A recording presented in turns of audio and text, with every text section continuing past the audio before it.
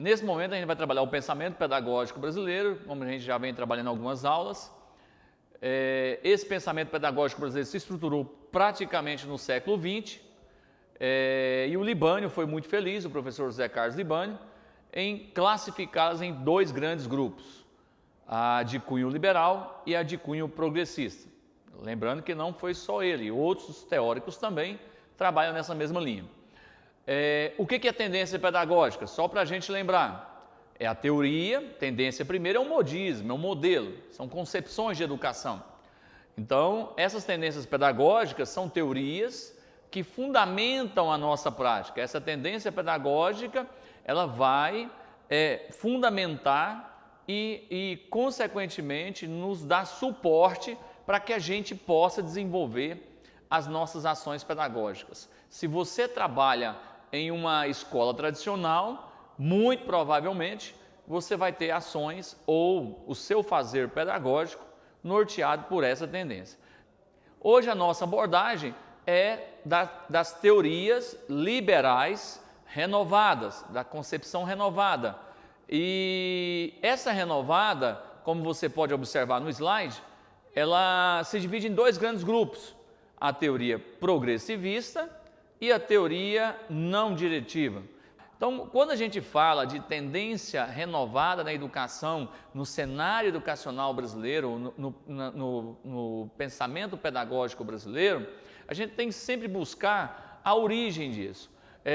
Nós temos que compreender que lá na transição do século XIX para o século XX, cabe ressaltar também que a gente busca aqui, esse curso, tentar simplificar ao máximo para que a gente possa compreender a dinâmica desse processo, desse pensamento, ok? Então, lá na transição do século XIX para o século XX, lá nos Estados Unidos da América, quando houve a necessidade de educar as massas, quando a grande parte da população sai da zona rural, o êxodo rural, e vem para as cidades, provocando a urbanização e, consequentemente, a industrialização, ocorre a necessidade de educar as massas.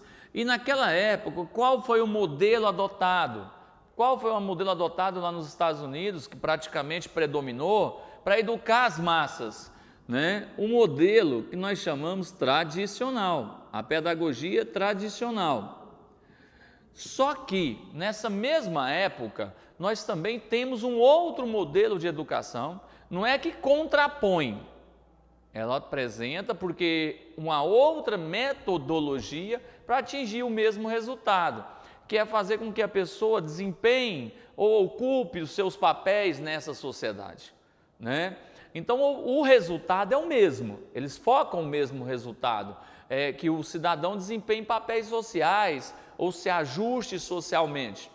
Essa é a ideia no sistema capitalista, essa é a ideia das duas. Só que aí nós temos uma outra concepção que não é tradicional. Essa outra concepção que eu falo para vocês é a concepção baseada nas ideias de John Dewey, de John Dewey. Esse cidadão, ele trabalhou um outro pensamento, não contrário, mas um outro estilo de educação, um outro pensamento voltado para o que nós chamamos de pragmatismo pedagógico. O conhecimento tem que ser uma coisa muito prática, para que atenda à demanda, de uma certa maneira, do nosso dia a dia. Tanto é que ficou conhecido como pragmatismo pedagógico. Também ficou conhecido como pedagogia progressista. E aí eu quero destacar uma questão seguinte. Lembra que eu falei para vocês que o Libânio classificou durante o século XX o pensamento pedagógico em dois grandes grupos, tendência liberal e tendência progressista? Ok? A tendência progressista não é essa. Essa aqui é de progresso, estou sendo simplório para tentar fazer que haja uma compreensão, o desenvolvimento das relações capitalistas, o desenvolvimento de uma escola que vai promover o desenvolvimento do capitalismo. Essas ideias, né, ficaram lá, predominantemente a tradicional. Como isso chega ao Brasil? 1932, estou falando do Brasil. 1932 ficou conhecido como houve um manifesto conhecido como Manifesto, né, dos Pioneiros da Escola Nova. Pioneiros da Escola Nova. E aí, por que eu estou linkando isso aqui com a ideia do DIL? Porque onde eles foram buscar inspiração, onde eles foram buscar essas ideias para fazer esse manifesto. Porque, lembrando a vocês, no Brasil, até então, desde 1500, vamos ser drásticos, até 1932, quem tomava conta da educação, quem liderava o processo educacional brasileiro, eram os representantes da igreja. E aí veio um grupo de pessoas, né, formado por intelectuais, jornalistas, a classe média da época, né, tentando apresentar uma outra proposta pedagógica. Intelectuais da época que foram conhecidos como reformistas, queriam reformar a educação. Não é o caso aqui, nós não vamos entrar em detalhe. O que você tem que saber, o Manifesto dos Pioneiros da Escola Nova fundamentaram as suas ideias. Onde? De onde eles tiraram essa ideia? Aqui, né, das ideias do DIL. Não esqueça disso então, o Manifesto dos Pioneiros tem inspiração, né, lá nas ideias de DIL. Beleza. E aí no final, na segunda metade do século, quase no final do século XX, você vai ouvir muito falar dessas ideias. E no nosso meio, né, ficou conhecido como escola renovada, pedagogia da atividade. Essa escola renovada se dividindo em progressivistas e também não diretiva.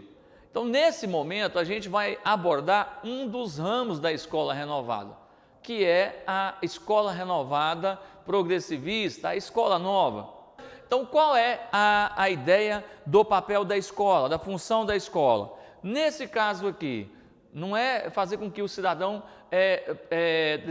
podemos dizer assim, ocupe a sua posição social, e sim o papel aqui é fazer com que ele se adeque, se ele se ajuste ao meio social que o cerca. Basicamente é essa a ideia da escola renovada. Através das suas vivências, das suas experiências, né, nós vamos estar procurando desenvolver a curiosidade desse menino, ele vai descobrir, ele vai construir o conhecimento e aí, com isso ele vai se ajustar ao meio social que o cerca, ok? Valorizar o conhecimento que o aluno traz. Agora o professor, a escola valoriza a experiência do aluno. Lembrando a vocês que essa escola aqui não visa em momento algum fazer uma análise crítica da realidade. Ele só quer utilizar esse conhecimento que o aluno traz para fazer com que ele se ajuste, né, mais rapidamente ao meio que o cerca. Essa é a ideia. Não estou preocupado com questões sociais, se o aluno é negro, se o aluno é pobre, se ele está passando fome. A ideia não é essa. A ideia é promover a construção do conhecimento, o sujeito agora é o aluno, o centro é o aluno, e esse aluno vai procurar, através das suas vivências, das suas experiências, se ajustar socialmente. Esse é o papel da escola, estimular os alunos que são diferentes e necessitam de estímulos diferentes. Aqui o que difere a pedagogia renovada da tradicional? Lá, na tradicional, o professor não está preocupado.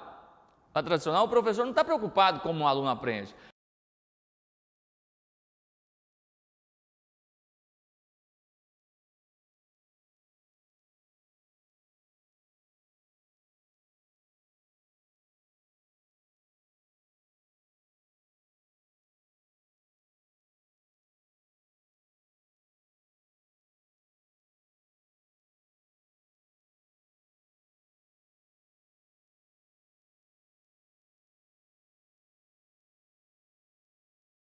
Aqui já começamos e já pensamos como o aluno, como ocorre o conhecimento aqui na cabeça do aluno. Como são os conteúdos na escola renovada na famosa escola renovada liberal progressivista, a escola nova. E aí você tem o foco é nos processos mentais.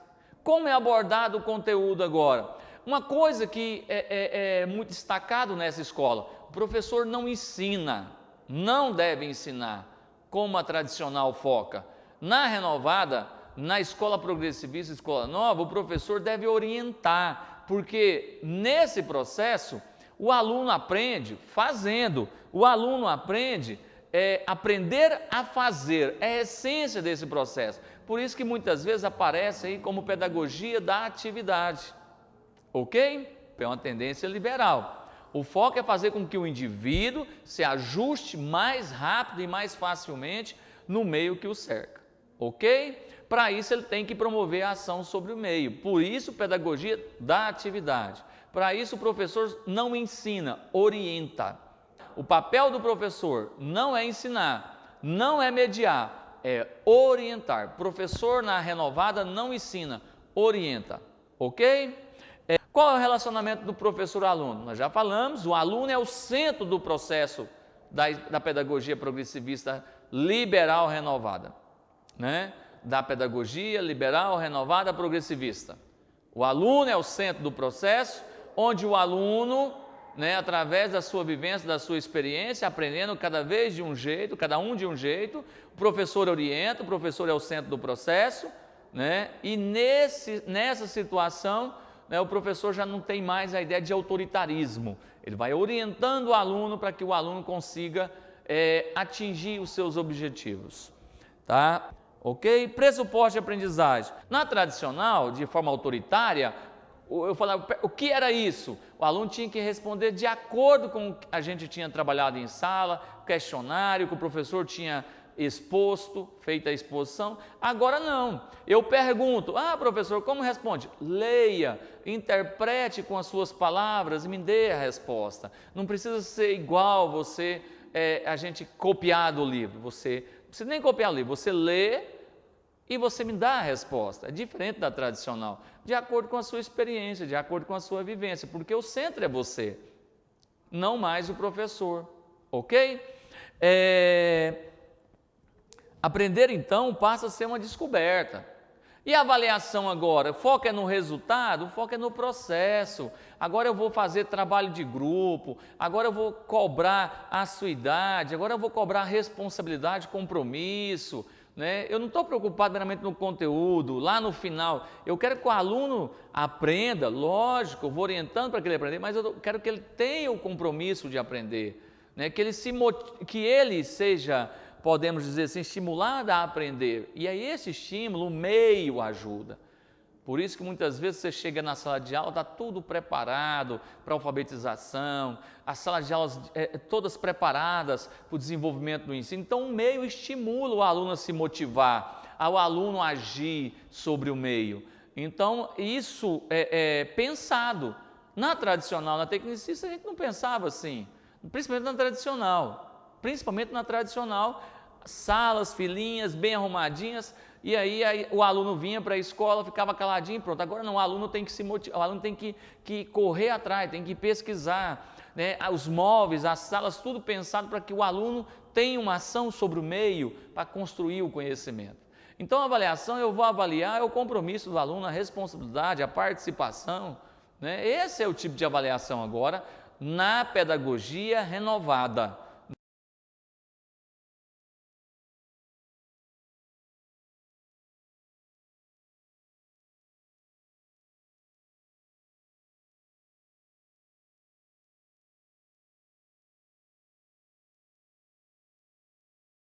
E qual que é a base do aprendizado disso aqui? Qual que é a teoria do aprendizado, a base psicológica para o desenvolvimento do aprendizado?